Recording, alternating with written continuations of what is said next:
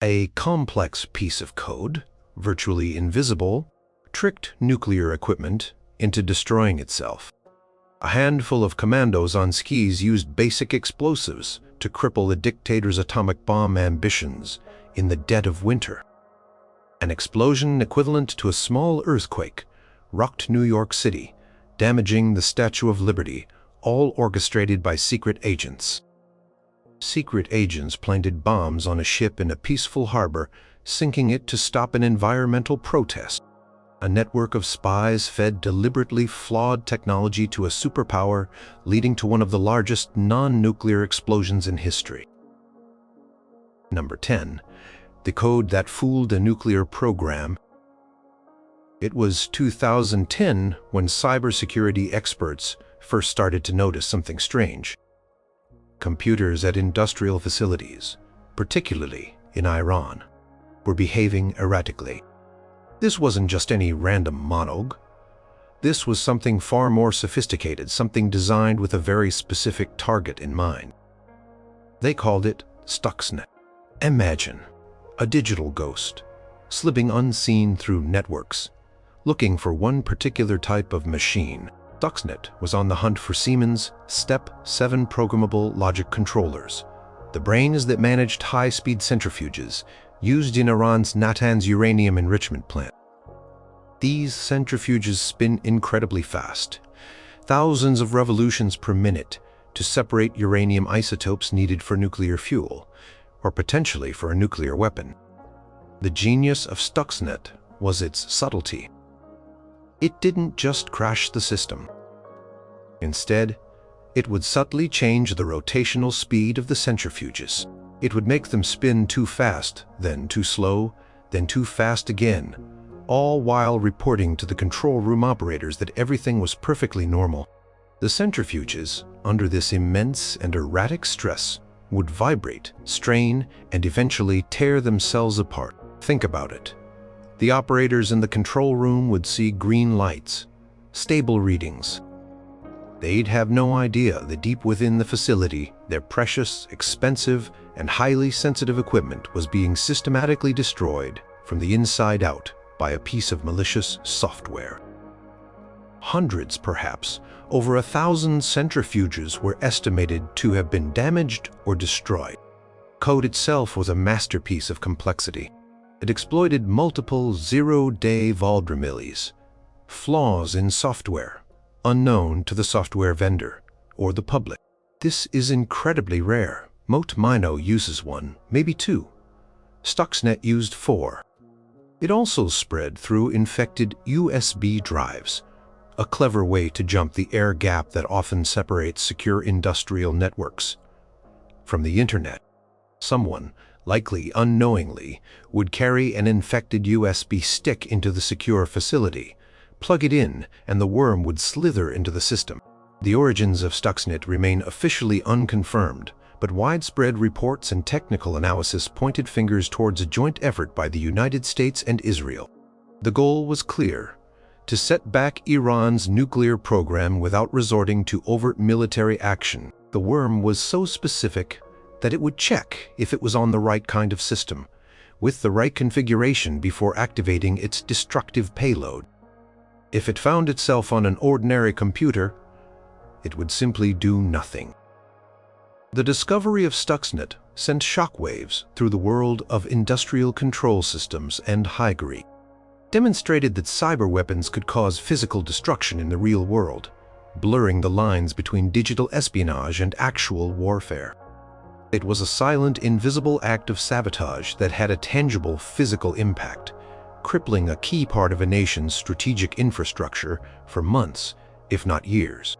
The engineers at Natanz were left scratching their heads, replacing damaged equipment, unaware for a long time that the culprit was not mechanical failure, but a digital saboteur. Number 9. When skis and dynamite froze, an atomic threat. Deep in the snow-covered mountains of Nazi-occupied Norway, in the winter of 1943, lay the Vemork Norsk Hydro plant. It wasn't just any industrial facility. It was the world's only commercial producer of heavy water, a substance crucial for the type of atomic research the Germans were pursuing. Allied intelligence knew that if Hitler got an atomic bomb, the war could take a terrifying turn. The Vemork plant had to be stopped. The task fell to a small group of Norwegian commandos, trained in Britain by the Special Operations Executive, SOE. This was Operation Gunnerside. Getting to Vemork was an ordeal in itself. The commandos were parachuted into the desolate Hardanger Plateau, a vast frozen wilderness. They faced blizzards, extreme cold, and the constant threat of German patrols. One earlier attempt, Operation Grouse, involving British engineers, had ended in disaster with crashes and capture. The surviving Norwegian members of that initial team, who had endured months in the wilderness, linked up with the new arrivals. Plant was a fortress, perched on the edge of a steep gorge, heavily guarded. Frontal assault was suicide, so the commandos decided on an incredibly daring route, down into the deep, icy gorge, across the frozen river at the bottom, and then up the sheer cliff face on the other side, right under the noses of the German sentries. On the night of February 27 to 28, 1943, under the cover of darkness and a howling wind, they made their move.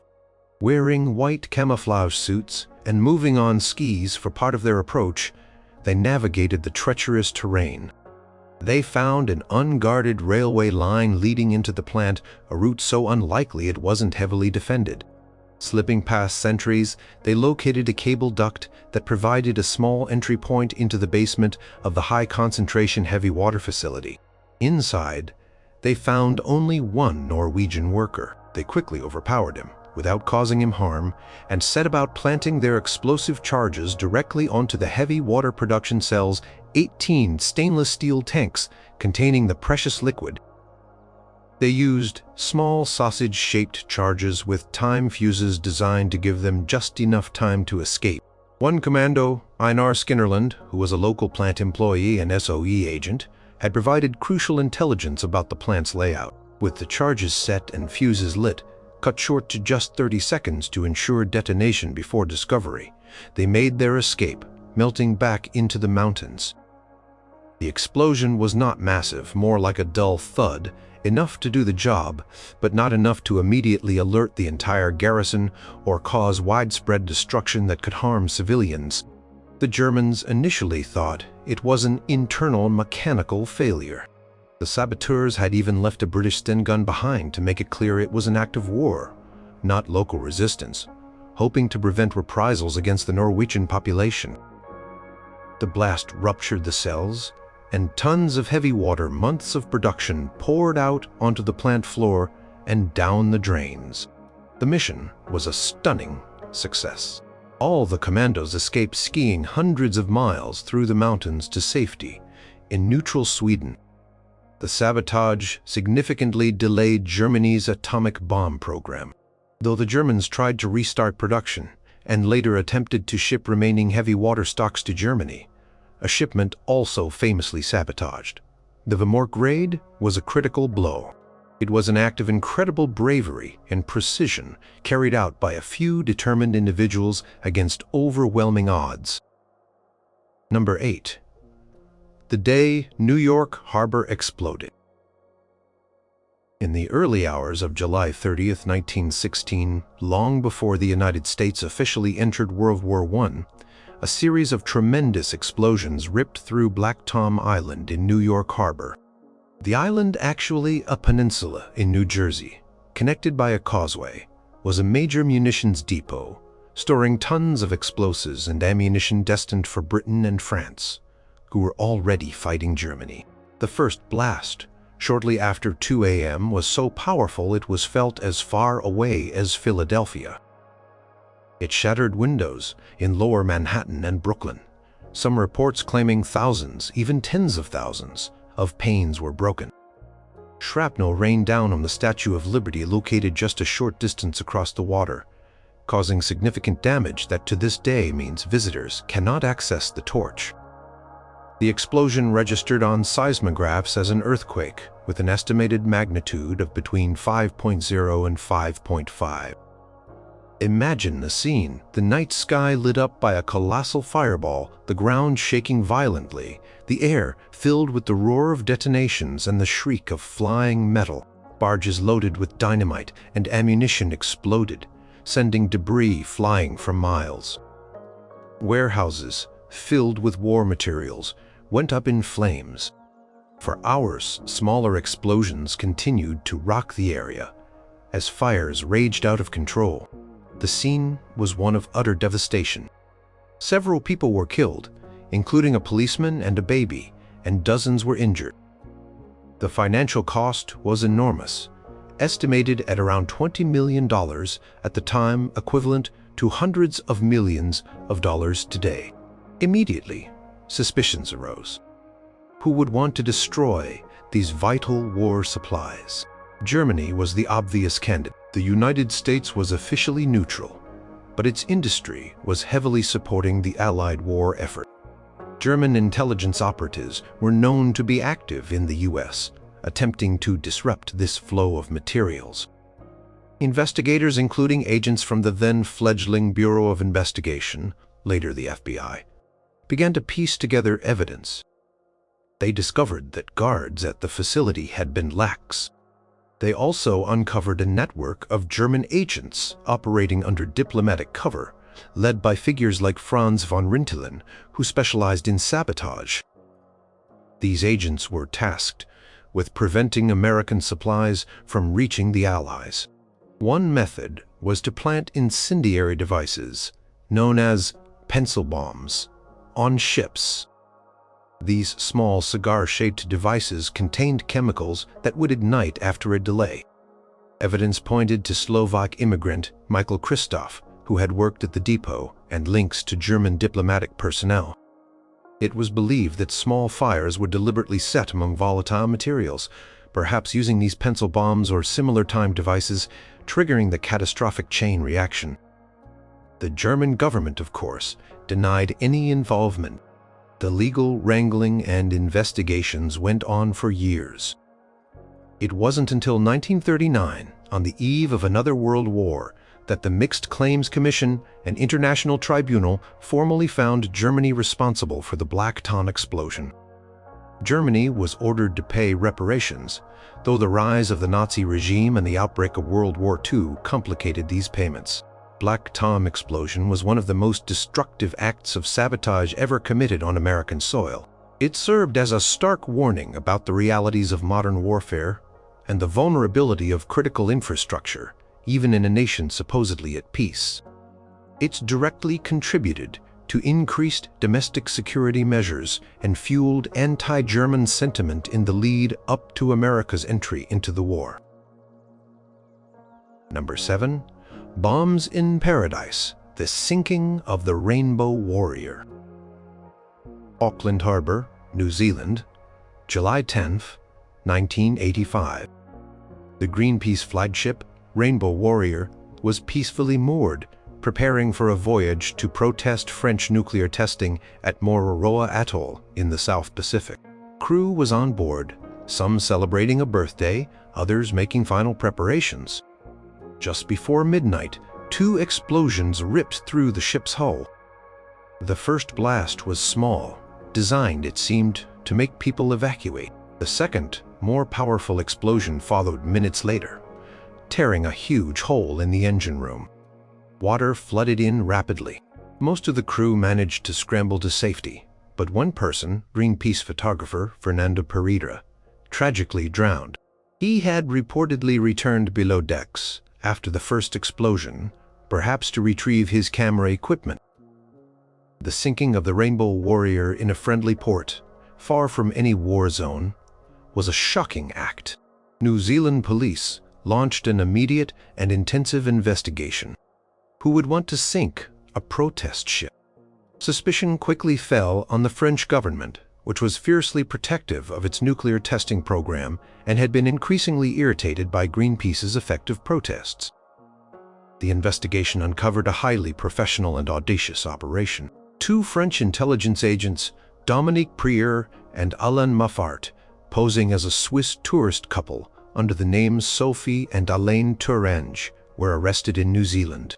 They had been part of a larger team from France's Direction Générale de la Sécurité Extérieure, DGSE, its external intelligence agency. Evidence revealed that DGSE divers had attached 2 limpet mines to the Rainbow Warrior's hull. The operation, codenamed Operation Satanique, was meticulously planned. The agents had scouted the ship, brought in explosives, and arranged for an escape route. Other members of the sabotage team managed to flee New Zealand before they could be apprehended. The French government initially denied all involvement, suggesting it might have been rival environmental groups or even a Greenpeace publicity stunt gone wrong. However, the evidence gathered by New Zealand authorities was compelling. Captured agents eventually pleaded guilty to manslaughter and willful damage. The scandal, which became known as the Rainbow Warrior Affair, caused a major international incident. It severely strained relations between New Zealand and France. The French Prime Minister, Laurent Fabius, eventually made a televised statement on September 22, 1985, admitting the truth. Agents of the DGSE sank this boat. They were acting on orders. The French Minister of Defense, Charles Hernu, resigned. The head of the DGSE was also dismissed. 2 convicted agents, Prieur and Maffart, were sentenced to 10 years in prison in New Zealand. However, under political pressure from France, which included trade threats, they were transferred to French custody on Hao Atoll in French Polynesia after serving less than 2 years. They were supposed to remain there for 3 years, but were released early, causing further outrage in New Zealand and among environmentalists worldwide. The sinking of the Rainbow Warrior did not stop Greenpeace.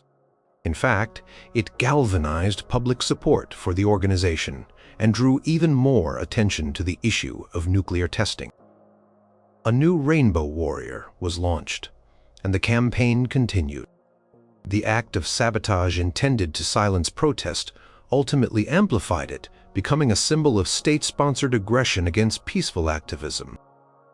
Fernando Pereira became a martyr for the environmental cause. Number 6. The fake tech that caused a Siberian fireball. Sometime in the early 1980s, during the intense chill of the Cold War, the Soviet Union was desperate to modernize its industries and catch up with Western technology, particularly for its vast energy sector.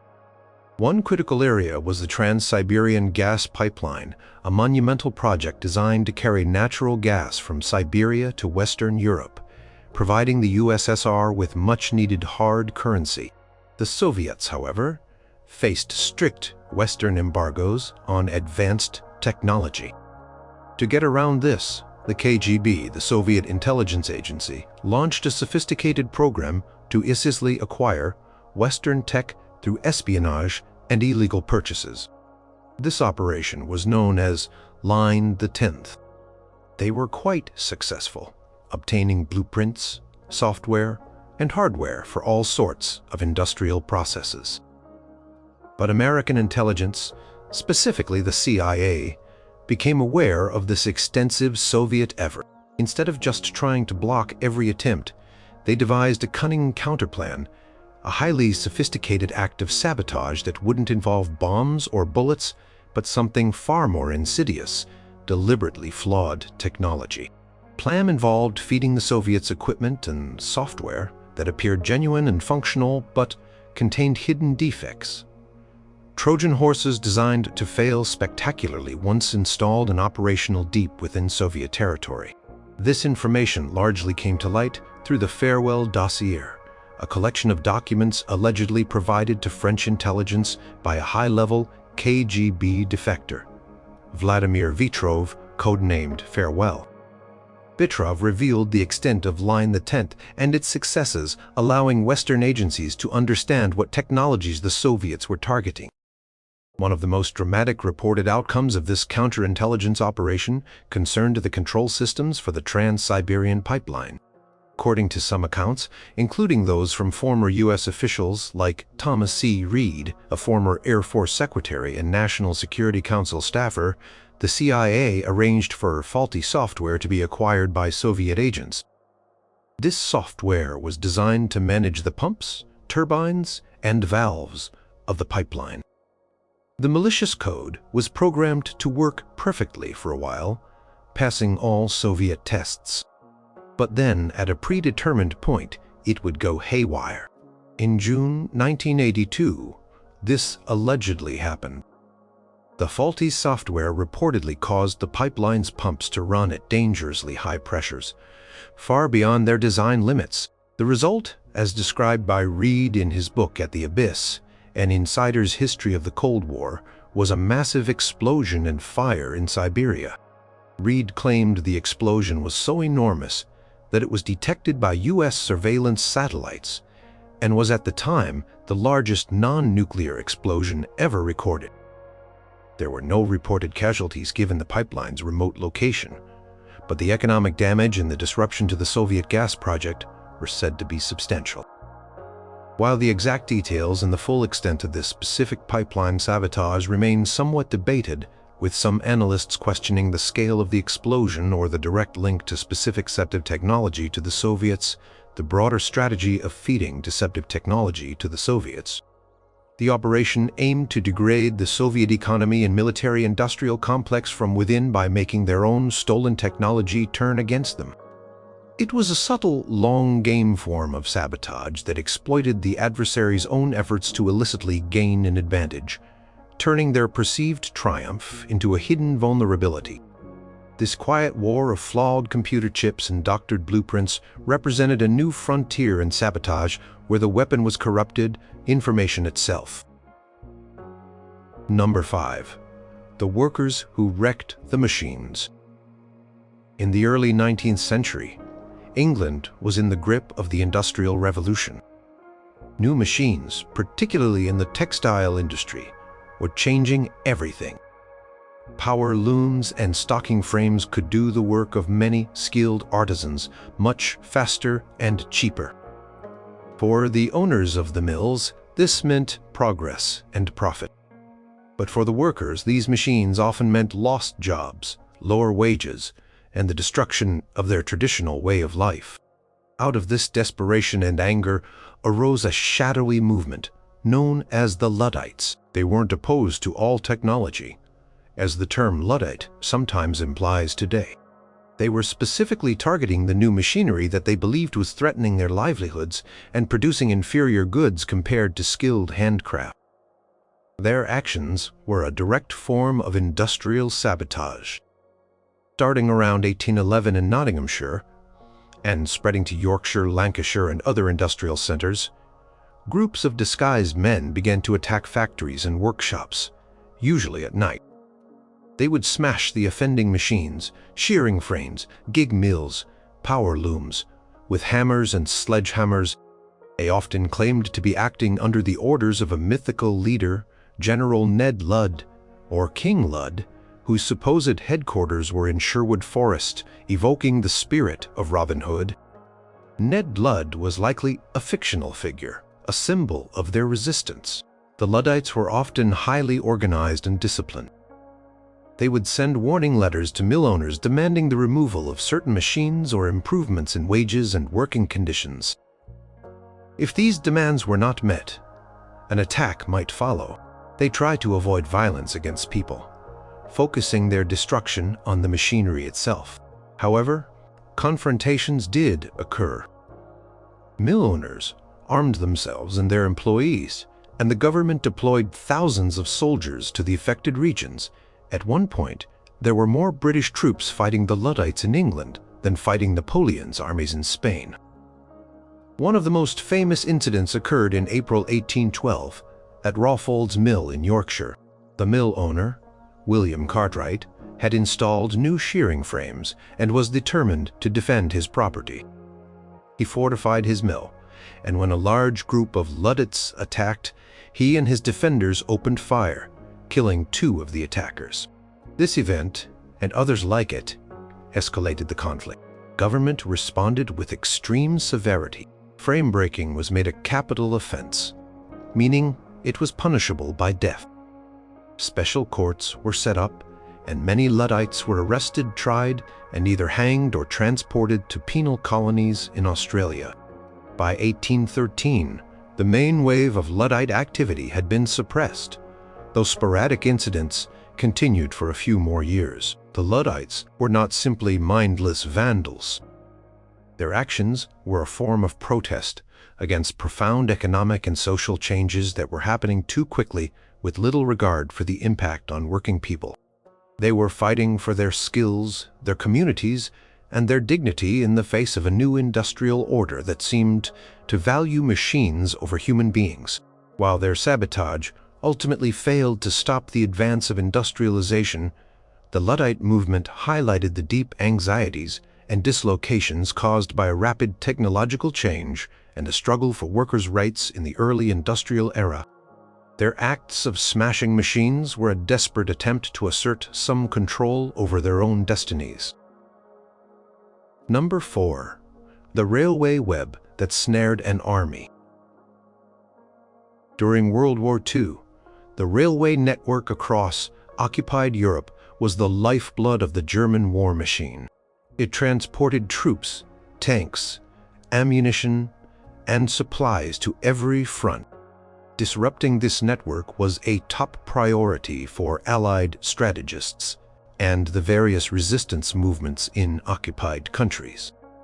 Nowhere was this railway sabotage more systematically and effectively carried out than in Belgium. The Belgian resistance, comprised of many different groups, often working independently but sometimes coordinated by Allied intelligence, understood the critical importance of their country's dense railway system to German Lujets. Belgium, with its central location and highly developed rail infrastructure, was a key transit hub for German forces moving towards France, the Netherlands, and Germany itself. From the early days of the occupation, acts of sabotage began. These ranged from simple but effective measures like misdirecting railway wagons, changing destination labels, or causing deliberate accidents by manipulating points and signals, to more daring attacks involving explosives. Belgian railway workers themselves played a crucial role. Many were sympathetic to the resistance and used their insider knowledge to subtly disrupt schedules, fake mechanical problems, or pass on intelligence about German troop movements. As the war progressed, especially in the lead-up to and aftermath of the D-Day landings in Normandy in June 1944, this railway sabotage escalated dramatically. The SOE, Special Operations Executive, and the OSS, Office of Strategic Services, parachuted agents, explosives, and equipment into Belgium to support the resistance groups like the Army Secret, Secret Army, and Group Chekdom, a university. Based East, Group G became particularly renowned for its meticulous planning and execution of large-scale railway sabotage.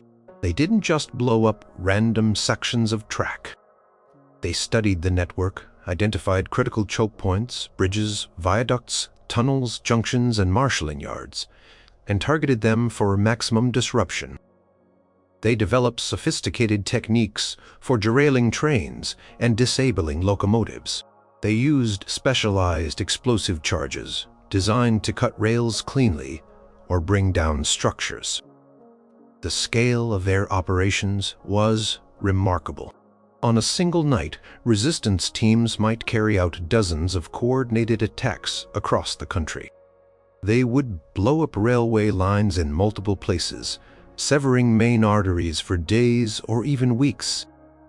They targeted locomotives, making them unusable, and destroyed signal boxes, throwing the entire system into chaos.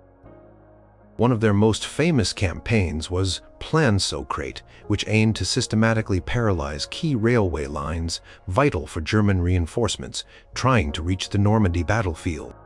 The risks for these saboteurs were immense. If caught by the Germans, they faced torture, and execution. Many resistance members paid the ultimate price. Yet, they persisted. Their actions forced the Germans to divert significant manpower to guard the railways and repair the damage. It caused enormous delays in the movement of German troops and supplies, hindering their ability to respond effectively to Allied advances. General Eisenhower, the supreme Allied commander, later acknowledged the vital contribution of the European resistance movements, including the Belgian railway saboteurs, to the Allied victory. He stated that their actions had shortened the war by a significant margin. The systematic destruction of railway infrastructure by brave Belgian men and women was a constant thorn in the side of the German occupation, a testament to the power of organized resistance to cripple an enemy's logistical capabilities from within. It was a widespread, persistent, and highly effective campaign of sabotage that played a significant part in the liberation of Europe. Number 3. The code breakers who stole an enemy's secrets. In the years leading up to World War II, German engineers developed a sophisticated cipher machine called Enigma. They believed it provided unbreakable encryption for their military communications. Thousands of these machines were produced, used by the German Army, Navy, and Air Force to send top-secret orders and intelligence reports. If the Allies could break Enigma, they would gain an unprecedented window into German plans and operations. This wasn't sabotage in the physical sense of blowing something up, but it was a profound sabotage of Germany's entire system of secure communication. The initial crucial breakthroughs against Enigma came not from Britain or the United States, but from Poland. Polish Cipher Bureau, recognizing the growing threat from Germany, began working on Enigma as early as the late 1920s and early 1930s. A team of brilliant young mathematicians, including Marian Rejewski, Jerzy Rosiecki, and Henryk Zygalski, were recruited. Rejewski made the first critical advances using mathematical theory, some limited intelligence provided by French intelligence, who had a German spy with access to some Enigma materials, and sheer ingenuity. He was able to deduce the internal wiring of the Enigma rotors. Poles even reconstructed their own Enigma machines based on their findings. They developed techniques like the bomba kryptologiczna, cryptologic bomb, an electromechanical device designed to rapidly test Enigma settings, and Zygalski's perforated sheets to help decrypt German messages. For several years, the Polish Cipher Bureau was able to read a significant amount of German Enigma traffic. This intelligence was invaluable, providing insights into German rearmament and intentions. However, as war approached in 1939, the Germans made Enigma more complex, adding more rotors and changing procedures, making it much harder for the Poles to keep up with their limited resources. With the German invasion of Poland imminent in the summer of 1939, the Poles made a momentous decision. In late July, they invited British and French intelligence representatives to a secret meeting near Warsaw. There, they revealed everything they knew about Enigma, their methods, their reconstructed machines, their successes, and their challenges. It was an act of extraordinary generosity and foresight. They knew Poland was about to be overrun, and they wanted their work to continue in Allied hands. This handover was a game changer. The British, who had been struggling with Enigma, were suddenly given years of advanced research. This Polish intelligence formed the foundation for the massive code-breaking operation at Bletchley Park, Britain's secret Teflian center. Building on the Polish groundwork, brilliant minds at Bletchley Park, including Alan Turing, developed new techniques and machines like Turing's improved bomber to crack the increasingly complex Enigma variations used throughout the war. The ability to read Enigma traffic, codenamed ultra-intelligence, gave the Allies a massive advantage in numerous campaigns. It helped them anticipate U-boat movements in the Battle of the Atlantic, understand German troop deployments before major battles like El Alamein and D-Day, and gain insights into German Air Force operations during the Battle of Britain, historians widely agree that ultra-intelligence shortened the war by at least 2 years and saved countless lives. The work of the Polish Cipher Bureau was an act of intellectual sabotage against the core of German military secrecy. By breaking Enigma and then selflessly sharing their knowledge, they effectively compromised Germany's most secure communication system. Their contribution, often overshadowed by the later achievements at Bletchley Park, was absolutely fundamental to the Allied victory. It was a quiet, intellectual battle fought with brains and mathematics, but its impact on the outcome of the war was as significant as any physical act of destruction. Number 2. The assassination. That unleashed hell. Reinhard Heydrich was one of the most feared and powerful figures in Nazi Germany. He was the head of the Reich Security Main Office, RSHA, which included the Gestapo and the SD, the Nazi Party's intelligence agency.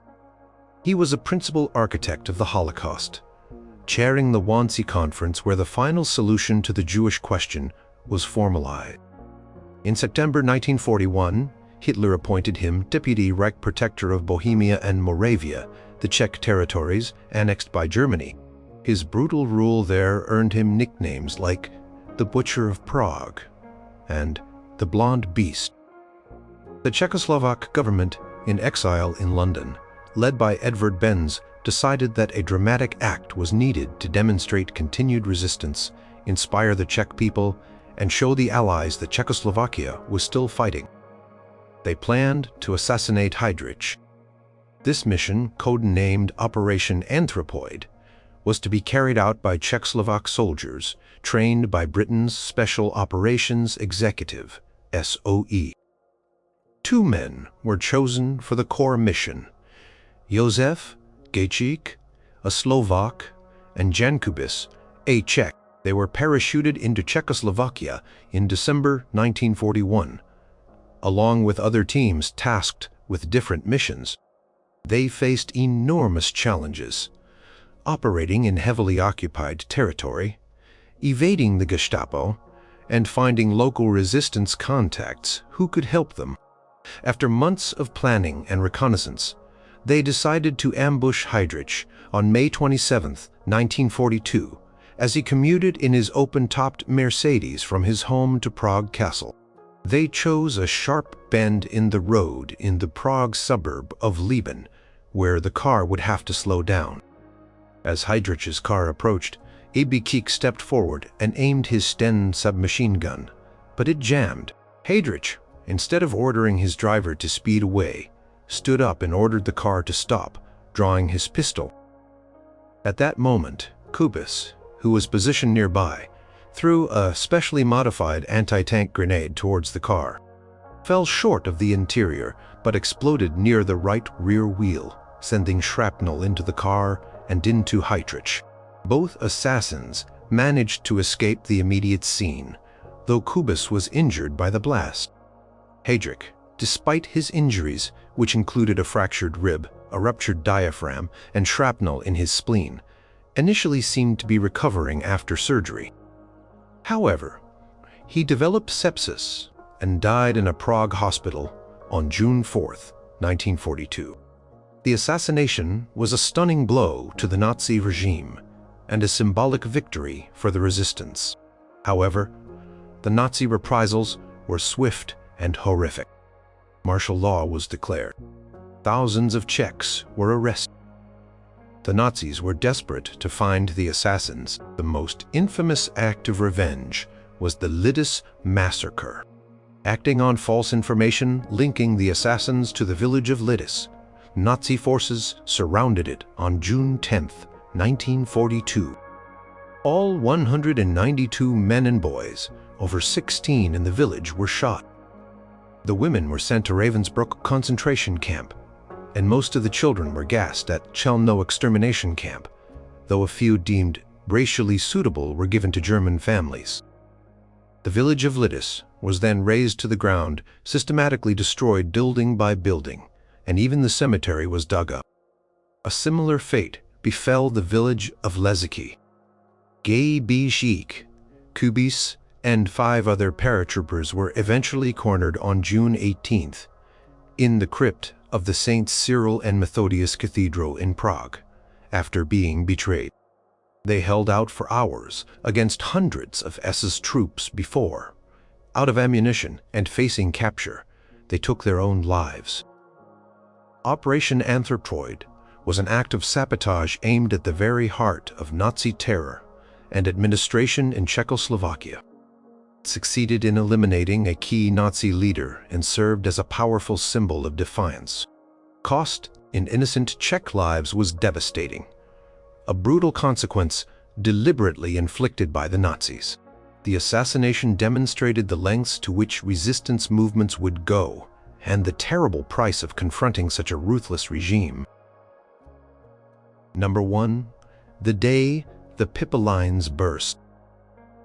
In late September 2022, the Baltic Sea became the scene of a mysterious and highly able act of sabotage.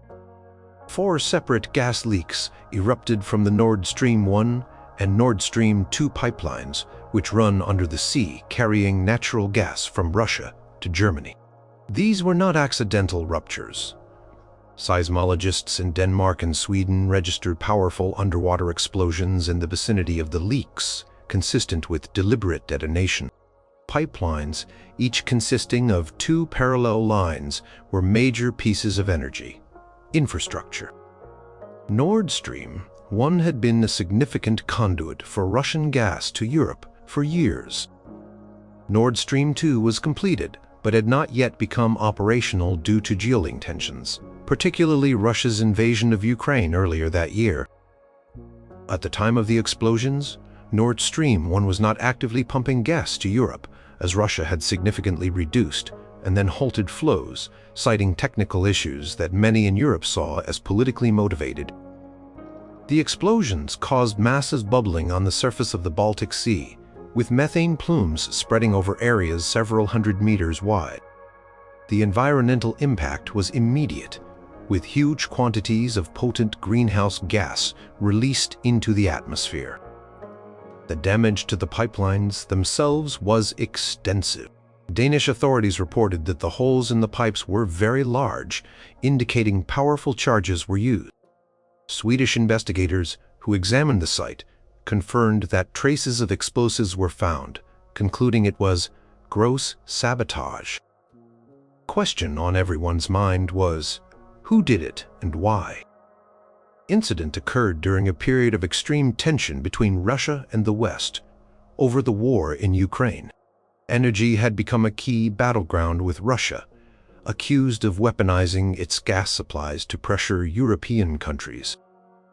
Immediately, accusations flew.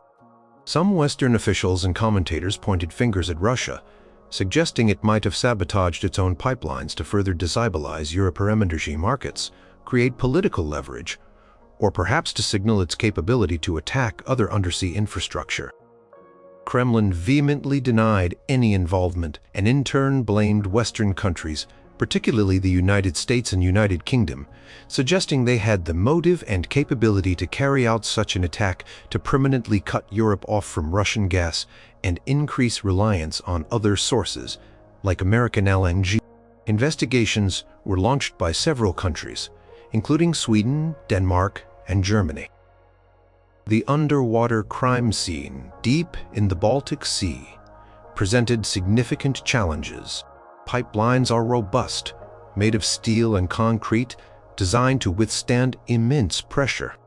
To cause such damage would require specialized equipment, diving capabilities, and a significant amount of explosives, suggesting a state-level actor or a highly sophisticated non-state group. No country or group has officially claimed responsibility, and as of early 2024, the investigations by European authorities had not publicly named a culprit, though some reports from investigative journalists suggested pro-Ukrainian groups might have been involved, operating without the direct knowledge of the Ukrainian government. These reports, however, also remained unconfirmed and were met with skepticism by some officials. Other theories have also circulated, but concrete, publicly verified proof linking the sabotage to a specific perpetrator remains elusive. The sabotage of the Nord Stream pipelines was a dramatic escalation in the shadow war over energy and infrastructure. It demonstrated the vulnerability of critical undersea cables and pipelines, which are vital for global communications and energy supplies. The explosions sent a chilling message about the potential for covert attacks on such infrastructure with far-reaching economic, environmental, and yielding consequences. It remains one of the most significant and mysterious acts of sabotage in recent history, a physical manifestation of the deep rifts and high stakes in contemporary international relations. The bubbling sea and the silent, damaged pipes on the seabed became a potent symbol of a new era of hybrid warfare.